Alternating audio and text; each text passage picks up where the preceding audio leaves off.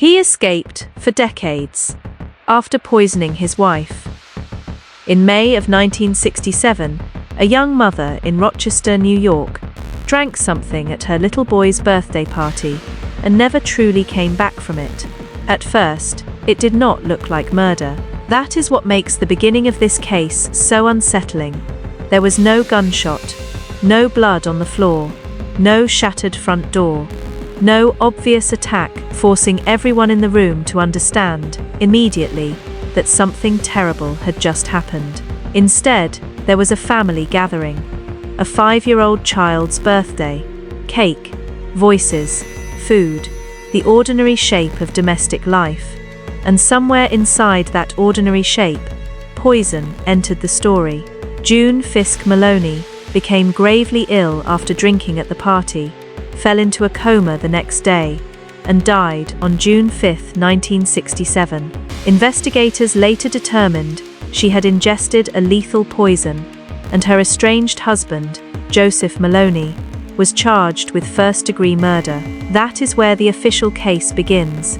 But the real story starts earlier, inside the marriage. By 1967, June and Joseph Maloney were already pulling apart. Later case summaries describe a marriage marked by control, emotional abuse, and violence. June had left him after years of mistreatment and was trying to build a different life for herself and their children.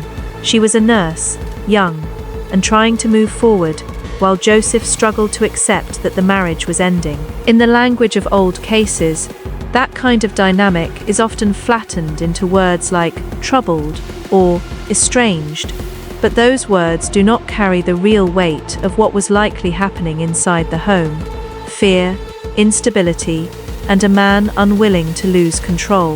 That matters, because in poison cases, the murder does not begin at the moment of death, it begins in thought. Poison requires a different kind of violence, not louder, colder. It does not rely on rage exploding in one instant. It depends on planning, access, patience, and the chilling willingness to sit near someone while the harm unfolds invisibly. That is why poisoning cases linger in people's minds long after the details fade. They force you to imagine not just the act, but the calm around it, the ordinary movements, the false normalcy, the killer blending into the room while the victim still has no idea what has already happened. June's case carried exactly that kind of horror. The party was for her son. A child's birthday should be one of the safest-looking spaces in the world. Family gathered, adults nearby, familiar surroundings, a room where no one expects death to be quietly poured into a glass. But that is precisely what later investigators believed happened. Accounts tied to the case say Joseph poisoned June's drink at that party. She became critically ill afterward, lapsed into a coma, and never recovered.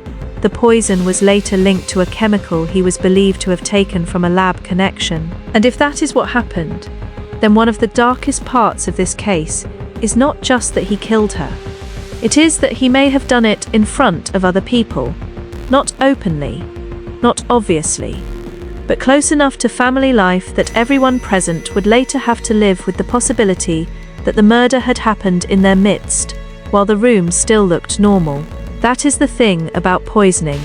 The scene rarely announces itself at first. It arrives disguised as illness, dizziness, confusion, weakness.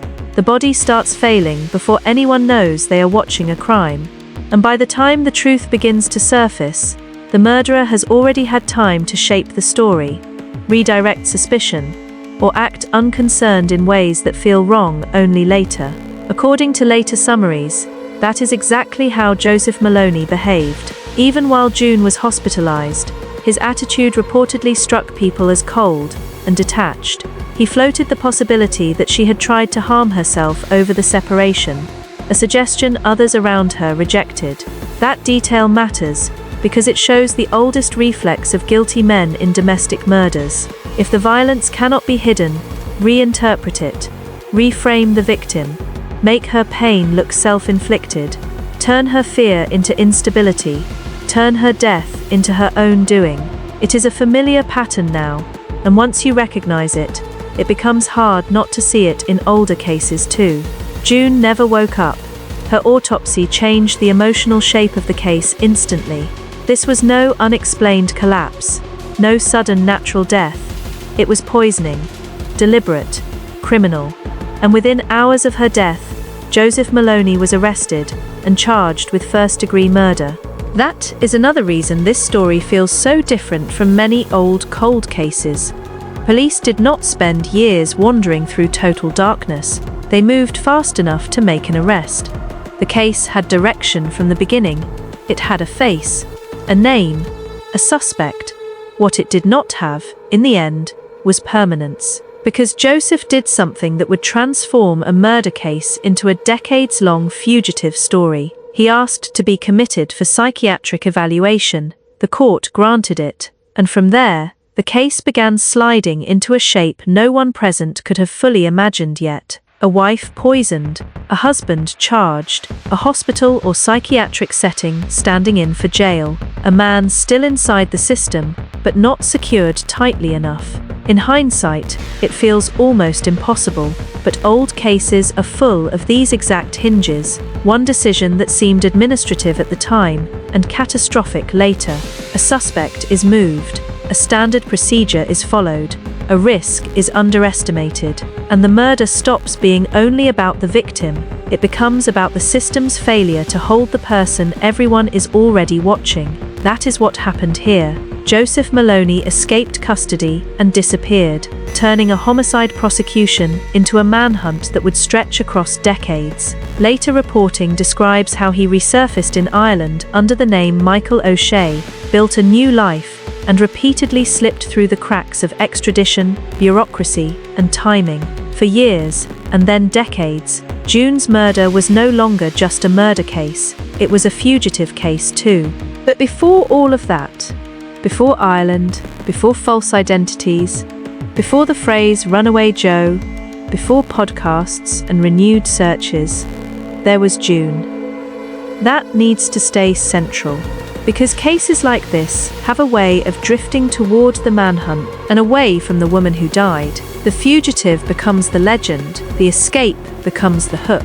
The decades on the run become the story people remember. But the reason any of it mattered in the first place was that a young woman was murdered in the middle of family life, and the man accused of doing it then walked away from the consequences. That is why this story remains so cold and so infuriating. Not because the beginning is unclear, because the beginning is brutally clear. A woman tried to leave a violent marriage. A child's birthday became the setting for a murder. A husband was charged, and then the system failed to keep him. Once Joseph Maloney was charged, the case should have moved in one direction, toward court, toward evidence, toward a jury, toward the kind of ending murder cases are supposed to have when police act quickly and the suspect is already in custody. Instead, it broke open into something far stranger, because Joseph did not go straight from arrest to trial. He was sent for psychiatric evaluation, and while under supervision, he escaped. That one development changed the entire shape of the case. In a matter of days, a domestic poisoning case became a fugitive case. A charged husband became a missing man, and June's murder, which had already devastated one family, now entered a second nightmare. The person accused of killing her was no longer contained by the system at all. That kind of escape does more than delay justice. It rewrites the emotional center of a case, because once the suspect disappears, every ordinary question gets replaced by a different set. Where did he go? Who helped him? Did he leave immediately? Did he have money waiting? Did he plan for this before he was ever charged? Was the psychiatric request itself part of the strategy? And perhaps most disturbing of all, while everyone else was still processing June's death, was Joseph already thinking about the next stage of his own survival? That is what makes his disappearance feel so cold. It suggests distance, not just from the crime, but from its consequences. Poisoning is already a crime of planning, patience, and concealment. An escape layered on top of that only deepens the picture. It turns a suspected killer into a man actively engineering his own disappearance, while the victim's family is still trapped in the immediate aftermath of loss. There is something especially brutal about that contrast. June's life ends in a hospital bed. His continues in motion. June is buried. He is moving. June becomes memory. He becomes a problem no one can find. In the years that followed, Joseph Maloney did what many long-term fugitives try to do. He stopped being himself. Or at least, he tried to. Later reporting describes how he resurfaced in Ireland using the name Michael O'Shea. He did not live like a man on the run in the cinematic sense, not always hiding in forests, not constantly changing cars, not sleeping with one eye open every night. The real horror is quieter than that. He appears to have built something resembling a life, a routine, a local identity, enough normalcy that years could pass without the murder in Rochester catching up to him the way it should have. That is one of the ugliest truths in fugitive cases. The killer often gets time the victim never had, time the family never asked for, time to age, to adapt, to be seen by new people who know nothing about the death that sits behind the name they are using. In Joseph's case, that passage of time turned him into something almost mythic to the people still looking for him. Not because he was brilliant, but because every year he remained free, made the failure feel more permanent. And this is where the story begins to split again. One track follows June, her death, her children, her family, the absence that never leaves. The other track follows Joseph, his escape, his alias, his decades of evasion, the repeated sense that he was just one mistake, one bureaucratic breakthrough, one successful extradition away from finally being forced back into the case he ran from. That split matters, because over time the fugitive can start swallowing the victim in public memory. People remember the chase, the alias, the mystery of where he went, and unless someone keeps bringing the story back to June, the murder risks becoming just the opening scene in a much longer story about the man accused of causing it. By the time the case entered its second decade, Joseph Maloney was no longer just a missing murder suspect. He had become something more frustrating than that, a man everyone seemed to know about, and no one could bring back. Once he resurfaced in Ireland under the name Michael O'Shea, the case stopped being only about murder and started becoming about jurisdiction, timing, and a kind of legal frustration that can stretch for years without breaking. Authorities identified him there through fingerprints in 1973, but at that point there was no extradition treaty between Ireland and the United States that could be used to return him. So even after they knew who he was, they could not simply take him back. They had to wait, and waiting, in a case like this, was its own kind of failure. That is what makes this phase of the story so infuriating. He was not a ghost anymore. He was not just a theory. He was a man with a location, a false name, a life being lived in public, and a murder charge behind him that everyone involved understood had not gone away. But legal systems do not move on outrage, they move on structure.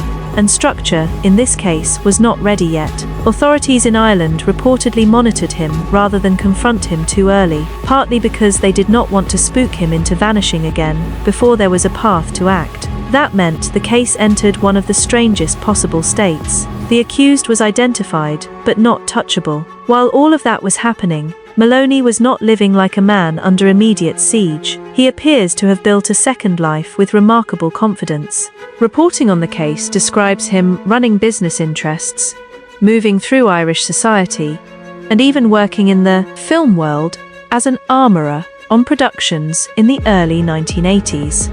He was not simply hiding in back rooms, he was functioning, building reputation, convincing people. And that is one of the most disturbing features of long-term fugitive cases. The accused does not always live like a hunted man. Sometimes he lives like a man who has learned that systems move slower than he does. Then, finally, something changed. In 1983, an extradition treaty between Ireland and the United States was signed, and what had once been legally impossible suddenly looked possible. Maloney was arrested in Ireland and held while extradition efforts moved forward. At last, after years of distance and delay, it seemed the case might return to where it should have gone back in 1967, toward a courtroom, toward testimony, toward a direct reckoning with June Fisk's death. But the story still was not ready to end, because in 1986, the Irish Supreme Court ruled that part of the treaty arrangement had not been properly ratified. That ruling undid the process that was supposed to return him. Maloney was released, and once he was released, he vanished again. That second disappearance is what gives this case its almost unbearable feeling of near resolution collapsing at the last possible second. It was not just that he escaped once in the 1960s, it was that, even after being found, identified, monitored, and detained years later, the case still slipped through the system's hands again. That kind of reversal changes a case emotionally. It does not just delay justice, it teaches everyone involved how fragile justice can be. Because at that point, the problem was no longer the absence of a suspect. It was no longer total uncertainty. The problem was that the system had come close enough to touch him and still failed to keep hold. For June's family, and for anyone who had followed the case, that had to feel like a second theft. First, June was taken, then the chance to bring her accused killer back was taken too. And after that release, the case entered its most bitter phase. Not just a murder unsolved, not just a fugitive still missing, but a man who had already slipped through one custody failure in America and now slipped through a second chance at accountability in Ireland. Later reporting suggests he may have moved on again, possibly through places like East Berlin and later northern Cyprus, areas seen as harder ground for extradition. Whether every move was known with certainty at the time or reconstructed later, the overall shape is clear. Once released, he did what he had always done best. He kept moving ahead of consequence. This is where the case stops feeling like a traditional murder investigation and starts feeling like a legacy of unfinished pursuit. Because by now, the original crime is no longer recent to anyone but the people still carrying it emotionally. Decades have passed. The child whose birthday party framed the poisoning is long grown. Investigators from the original era have aged out or died. Friends and relatives have spent years living with the fact that the man accused of murdering June Fisk had managed not only to escape once, but to repeatedly outlast the institutions built to stop him. And yet the case did not disappear.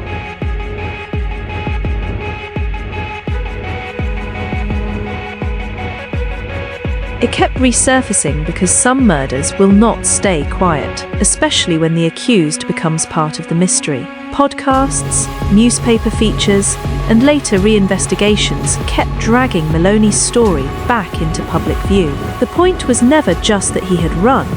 It was that he had run after being charged with poisoning his estranged wife, and that every year he remained free deepened the insult to June's memory. Public attention did not solve the case, but it kept the wound from sealing over falsely. It kept saying, "This is not over." By the time the case reached its final phase, the question was no longer just whether Joseph Maloney could be found. It was whether finding him would even matter in the way people had hoped for all those years. Because time changes fugitive cases in a brutal way. In the beginning, justice looks active. Police are searching, warrants are fresh, courts are waiting. There is still a sense that the future can correct what happened. But when the years turn into decades, that future starts changing shape. The goal narrows. It is no longer always about conviction. Sometimes it becomes something smaller and sadder. Confirmation, location, a final answer. Proof that the person who ran did not simply dissolve into myth. That was the phase June Fisk's case had entered by the late 20th century and into the 21st. Public interest in Maloney never fully disappeared because the case had too many elements people could not let go of. A young mother poisoned after her child's birthday party, a husband charged with murder, an escape from psychiatric custody, a false identity in Ireland, an extradition effort that nearly worked and then collapsed, a second disappearance. It was not just a homicide anymore. It had become a long, unfinished chase, one that kept forcing the same question back into public view. How can a man accused of killing his wife keep outlasting the systems meant to bring him back? And yet, as the years moved on, a darker possibility began settling over the case. What if he had already beaten time, not legally, biologically? What if the man authorities had spent decades trying to recover was no longer alive to recover at all? That possibility changed the emotional logic of the story, because if Joseph Maloney had died somewhere, under an alias, in another country, outside any final reckoning, then the case would have reached its coldest ending possible. Not acquittal, not conviction, not confession, just disappearance followed by death, with the murder charge still hanging over a man who never returned to answer it. Recent reporting has reflected exactly that uncertainty, with investigators and journalists circling the question of whether he may have died abroad after years of evasion. That is what makes this final stage of the case so difficult, because justice delayed is painful, but justice rendered impossible by death is something else. It strips even the fantasy of closure away. There will be no extradition hearing if the fugitive is already dead, no trial preparation, no final transport back across the ocean, no courtroom where June Fisk's name is spoken in the same room as the man accused of taking her life. There is only the long effort to establish what happened to him, whether he is truly gone, and whether the system can at least finish the story honestly, even if it can no longer punish him. And maybe that is the final cruelty of the case.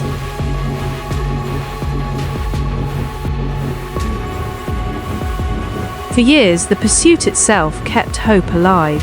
However thin, however delayed, there was still movement.